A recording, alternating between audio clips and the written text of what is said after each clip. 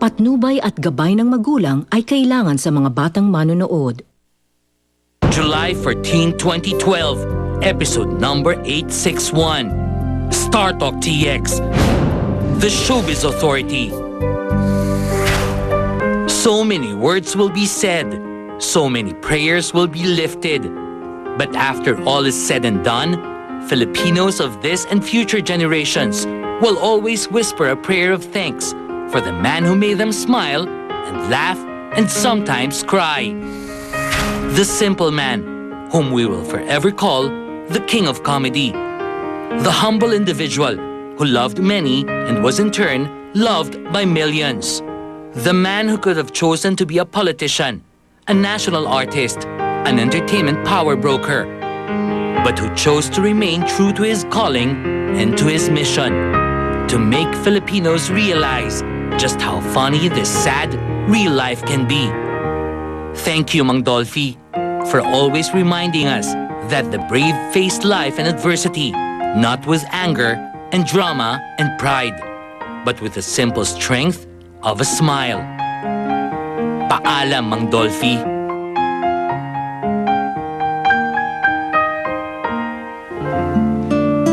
Mga kaibigan, ngayon po ang huling araw ng burol ni Mang Dolphy at bukas po ay ihahatid na siya sa kanyang huling hantungan. Kanina po ay nagandog ng isang necrological mass ang GMA. Ipapakita po namin ito sa inyo ngayon. At meanwhile, ang aming pong kasamang si Ricky Lo ay nasa Heritage Park ngayon upang ihatid ang mga huling kaganapan doon live.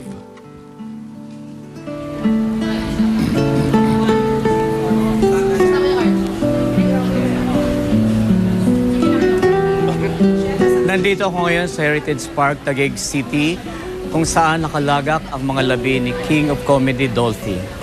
Ito ang huling araw na mananatili ang mga labi ni Mang Dolphy rito, kaya naman walang tigil ang pagdagsa ng mga nakikiramay. Mamaya, live at exclusive, nating makakausap sina Eric Quezon at Shasha Padilla. Abangan nyo to. Samantala, bago natin tuluyang ihatid sa kanyang huling hantungan bukas ng hapon, balikan natin ang kanyang pinagdaanan sa kanyang mga huling araw. Panoorin natin to.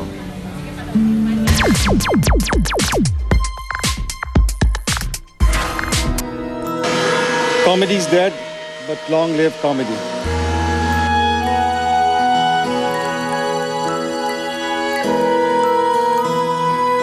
November 12 ng nakaraang taon, nang ibalita ng Star Talk TX that as of November 10 ay 4 na linggo nang nasa ospital si Mang Dolphy.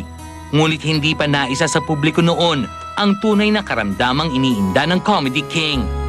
That time, isinagawa ang angiogram kay Mang Dolphy bilang alternatibo sa hindi na nito pagsasailalim sa angioplasty na labis ikinatuwa ng kanyang mga kaanak. Ngunit sa ikalawang Sabado ng buwan ng Hunyo ng kasalukuyang taon, muling isinugod ang Comedy King sa ospital. Siya mismo ang nagsabi na dalhin niyo ako sa ospital kasi nahihirapan ako huminga. So what happened ng Tuesday, huli ko nakausap pa siya, sabi ko, "Hi Dad, how are you?" Ang sagot niya sa akin is, "I'm still alive." Ano siya sa akin? Ang sabi niya, I'm okay, but not really okay. So yun, nakakausap pa namin siya. Tapos pagkatapos nun, bigla siya nag-collapse. Kay Eric Quezon na rin nanggaling ang kumpirmasyon na sa pagitan ng 2008 at 2009 ay dun nasuring mayroong tinatawag na COPD o Chronic Obstructive Pulmonary Disease ang kanilang ama. COPD is a progressive disease. So when you say it's a progressive disease, it means that patuloy lang siya magde-deteriorate. June 18, Lunes. They removed the respirator.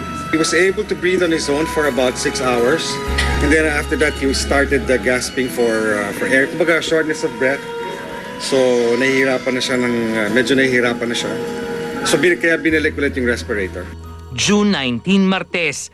Kinailangang salina ng dugo ang Comedy King dahil sa pagbaba ng kanyang hemoglobin count. Nakadagdag din daw ng paglala ng kondisyon ng kanilang ama ay ang pagkakaroon nito ng tinatawag na toxic metabolic encephalopathy. Yes, it's a complication na nangyayari because his kidneys are not filtering the medication anymore. Simula Wednesday last week, hindi na namin siya nakakausap because of the respirator. Although he responds to whatever we say. June 21 Huwebes, nang masayang ibinalita ni Eric ang magandang disposisyon ng kanilang ama. Of course, itong dialysis na to, this will support or it will help support organ failure. At the same time,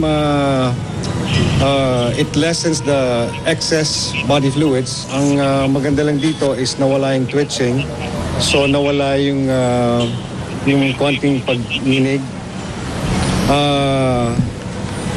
Somehow nag-improve yung kanyang kidney. Na somehow nagmulat ang kanyang mata for a while. Ngunit ilang araw lang, Doctors decided to stop the dialysis because my dad's heart rate went up and then his blood pressure went down. So doctors decided to stop that. upang guminhawa ang kanyang paghinga, kinailangang sumailalim si Mang Dolphy sa tracheostomy o paglikha ng butas sa kanyang trachea. After the tracheostomy, Mr. Quezon's condition has shown significant improvement. His vital organs are functioning well. Martes, sumilay raw ang ngiti sa mukha ng pasyente ni Dr. Eric Nubla. He smiled for the first time since last week. His platelets, though, have risen but still are considered low, on the low level. That is why we continue to have blood transfusions. He will have a dialysis session tomorrow. Kinabukasan, naigagalaw na nito ang ilang bahagi ng kanyang katawan, pero patuloy pa rin ang blood transfusion at dialysis sa kanya. Mr. Quezon's vital signs have continued to improve. He has been cleared of the pneumonia. Huwebes, binawasan na ng mga doktor ang mga gamot ni Mang Dolphy. Wala na ring iniindang toxic metabolic encephalopathy, ang Comedy King.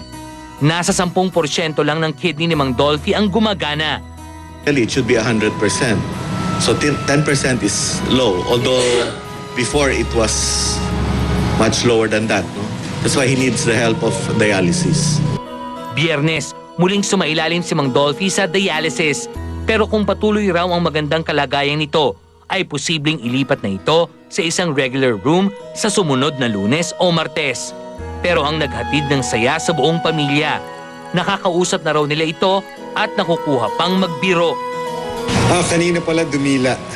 Dumila siya. Parang naglolokohan sila ng gano'n. That's his expression na yun. Parang belad. Parang gano'n. July 10 Martes, iniulat ang mainam na kondisyon ni Mang Dolphy, only to put the entire nation in a state of shock nang inanunsyo ni Eric Quezon a few moments later that My father, Dolphy, left at 8:34 p.m. following a cardiac arrest.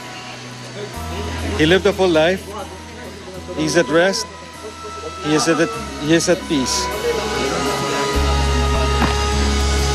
He knew as he was going how much the country loved him. He knew how everyone was praying for him, and if he could, he would have stayed.